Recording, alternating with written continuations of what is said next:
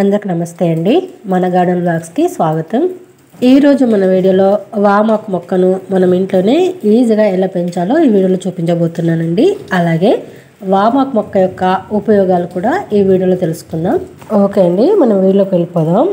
ఇదంతా మన గార్డెన్లో ఉన్న వామాకు చెట్టు అండి, వామాకు మొక్క. ముందుగా ఈ వామాకు యొక్క ఆరోగ్య లాభాలు చూద్దామండి.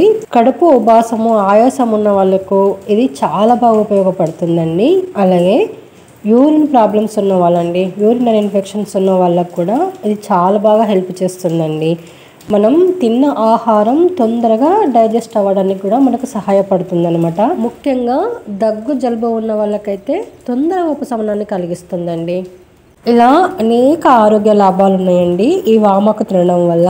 మనము ఈ వామాకును ఎలా తినాలి అంటే, మనం ఎంటీ స్టమక్ అండి, పొద్దున లేవగానే పరిగడుపున ఒక ఆకు తీసుకొని అలా తినేయొచ్చు, ఉత్తాకే తినేయొచ్చు అండి. లేదంటే వేడి నీళ్ళల్లో ఒక 2 ఆకులు వేసుకొని బాగా కాచి వడబోసుకొని కూడా తాగొచ్చు, కషాయంలో చేసుకొని కూడా తాగొచ్చు.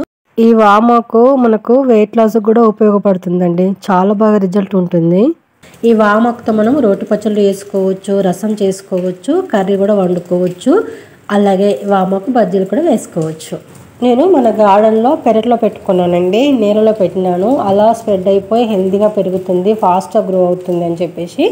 చూడండి ఆకు ఎంత మందంగా ఉందో, చాలా మందంగా ఉంటుందండి.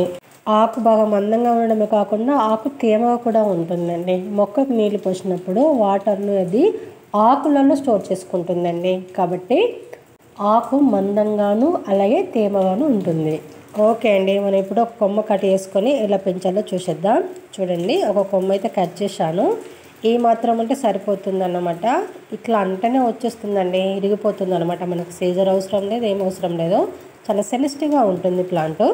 ఈ మొక్కకు మనకు సాయిల్ మిక్స్ అవసరం లేదండి, నార్మల్ మట్టిలో కూడా పెట్టొచ్చు, గార్డెన్ సాయిల్లో కూడా పెట్టుకోవచ్చు. ఇది గార్డెన్ సాయిలే అండి, ఒక చిన్న పాట్లో తీసుకున్నాను. 2 పద్ధతుల ద్వారా మనం మొక్క ఎలా పెంచాలో చూద్దాం. ఇప్పుడు ఆ కింద ఉన్న ఒక 3-4 ఆకులు తీసేద్దామండి. ఒక 2-3 ఇంచెస్ వరకు మనకు కింద కాడ ఉండేలా చూసుకోవాలన్నమాట.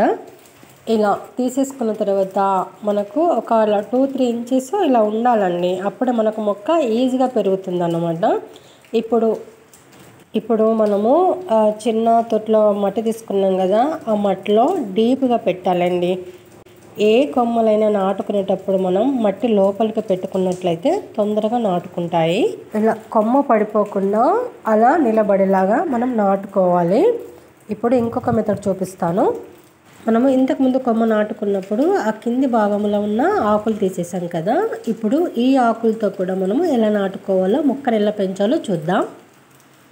ఒక్క ఆకుతో కూడా మనం వామాకు మొక్కను ప్రాపగేట్ చేయొచ్చు. సేమ్ అండి, నేను ఇంకొక తొట్టులో గార్డెన్ సాయిల్లో తీసుకున్నాను. ఆ గార్డెన్ సాయిల్లో వీడియోలో చూపిస్తున్నట్టు ఆకు ఆ కాడ మట్టిలో ఉండేలాగా పెట్టాలండి. ఆ కాడకు మనకు రూట్స్ ఫామ్ అయిపోతాయి అన్నమాట.